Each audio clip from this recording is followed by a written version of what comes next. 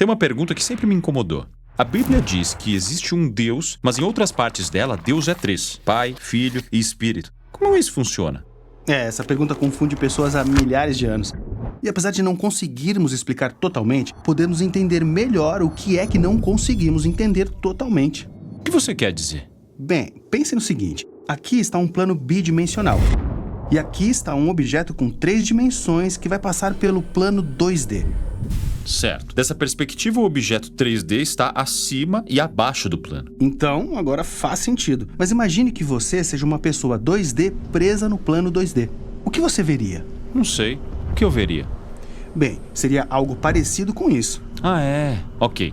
Dessa perspectiva parece impossível. É um objeto, depois 2 objetos, então 3. Na realidade, eles todos são um. Apenas não de um jeito que você é capaz de entender. Agora vamos usar tudo isso como uma analogia visual de como experimentamos Deus. A Bíblia afirma que Deus é transcendente, um ser divino por meio de quem vivemos, nos movemos e existimos. Ou como Deus diz, eu sou. Ok, mas eu vivo aqui neste universo, então quando Deus aparece, faz sentido de algumas formas, mas de outras quebra minhas categorias. Exatamente, isso acontece o tempo todo quando as pessoas encontram o Deus da Bíblia. Então vamos ver primeiro como isso acontece nas escrituras hebraicas. Nas escrituras hebraicas, Deus aparece de formas complexas que não se encaixam bem nas nossas categorias. Uma forma comum tem a ver com os atributos de Deus. Um atributo é uma forma de descrever alguma coisa. Por exemplo, uma bola de futebol é redonda. Certo. Ou Deus é sábio. Sim, ótimo. Vamos falar sobre a sabedoria de Deus. O livro de Provérbios diz que Deus criou o mundo por sua sabedoria. Mas depois tem também poemas no livro de Provérbios que descrevem a sabedoria como uma pessoa, uma colaboradora por meio de quem Deus arquitetou o universo. Então um atributo de Deus se torna um personagem separado? Isso também acontece com a glória de Deus, que às vezes aparece como uma figura humana em um trono pegando fogo. Ou com a palavra de Deus, que ele pode falar para as pessoas, mas que às vezes aparece como uma pessoa. Espere, então os atributos de Deus são agora novos mini-deuses? Não. Os autores bíblicos acreditam que só existe um Deus todo-poderoso. Mas eles se sentem à vontade em falar deles como personagens diferentes? Sim, é como os autores bíblicos retratam a identidade complexa do único Deus. Eles são atributos de Deus e também distintos de Deus. Distintos de Deus e também Deus. Sim, quando aprendemos a identificar essa forma de falar da identidade de Deus, começamos a vê-la por todas as escrituras. Na verdade, você a encontra nas primeiras frases da Bíblia que mencionam o Espírito de Deus. A frase de abertura da Bíblia é bem familiar. No princípio, Deus criou... Mas continue lendo.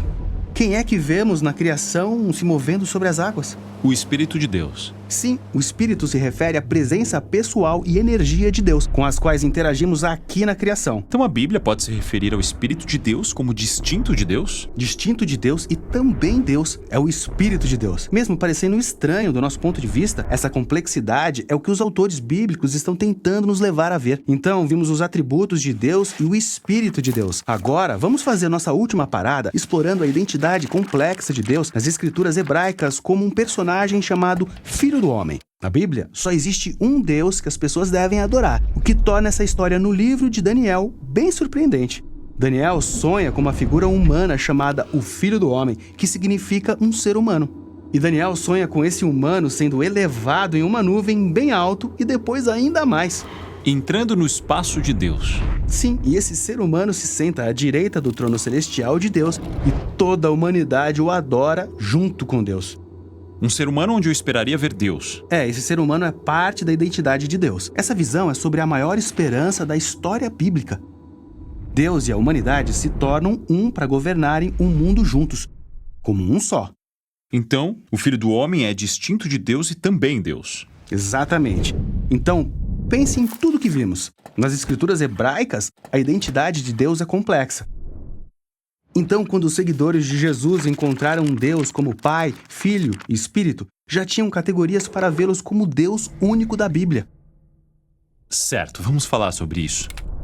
Certo, no Novo Testamento somos apresentados a Jesus de Nazaré e ele é humano, mas muito mais. Seu título favorito para si mesmo era o Filho do Homem. A figura na visão de Daniel.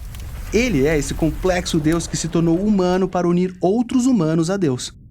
Ok, então os evangelhos retratam Jesus como totalmente humano. E também como Yahweh, o Deus de Israel. Jesus dizia e fazia coisas que só Yahweh pode fazer, como perdoar os pecados das pessoas ou acalmar águas agitadas. Então eles estão dizendo que Jesus é um humano, distinto de Deus e também Deus. Sim, isso pode parecer loucura, a não ser que já tenha lido as escrituras hebraicas que te preparam para isso. Olha só, os primeiros seguidores de Jesus, os apóstolos, falam da identidade dele usando a linguagem dos atributos de Deus. Eles chamam Jesus de a glória de Deus, e o apóstolo Paulo o chama de a sabedoria de Deus. E João abre seu evangelho chamando Jesus de a palavra de Deus por meio de quem o mundo foi criado. E diz, a palavra estava com Deus e era Deus. Ok, estou entendendo e meu cérebro tá doendo. Verdade. E se quiser deixar seu cérebro ainda mais tonto, pense assim. Jesus, que é retratado como Deus, que se tornou humano, falava com Deus como se fosse uma pessoa distinta. E quando o fez, ele o chamou de Pai. Quando Jesus falava sobre Deus, não estava se referindo a uma força ou energia abstrata. Estava falando de um ser pessoal com quem você pode se relacionar. Existem muitas imagens pessoais de Deus na Bíblia: governante, criador, juiz. Mas Jesus o chamava frequentemente de meu Pai. Jesus vivenciava Deus como uma fonte de amor infinito. Ele disse, o Pai me amou desde antes da criação do mundo. Aparentemente, Jesus conhecia o Pai como um ser que é fonte de vida eterna para os outros. Certo, como na história do batismo de Jesus, quando o Pai diz do céu: este é o meu filho, a quem eu amo. Continue lendo. Nessa história, a pessoa que traz essa mensagem do amor do Pai para o Filho é o Espírito de Deus. Já falamos do Espírito de Deus. Aqui na criação, é pelo Espírito que interagimos com o divino. E isso também era verdade para Jesus. Pelo Espírito, ele vivenciou o amor do Pai. Mas não parou por aí. Jesus prometeu que por meio dele, o Espírito compartilharia o amor do Pai com toda a humanidade, com toda a criação. Então, pode parecer que esses são três deuses diferentes. Mas de alguma forma que transcende minha visão da realidade, também são um. Certo. É isso que mais tarde os seguidores de Jesus chamam de Trindade. O Pai, o Filho e o Espírito são o Deus único da Bíblia. Entendo como eles chegaram lá. Mas não é só um quebra-cabeças filosófico. Descrever Deus como uma triunidade é afirmar que o universo é sustentado por uma comunidade eterna de amor. O que é algo que eu não consigo entender de verdade. Mas o Deus da Bíblia não é um ser que você entende. O objetivo é conhecer e ser conhecido por ele, para participarmos de seu amor.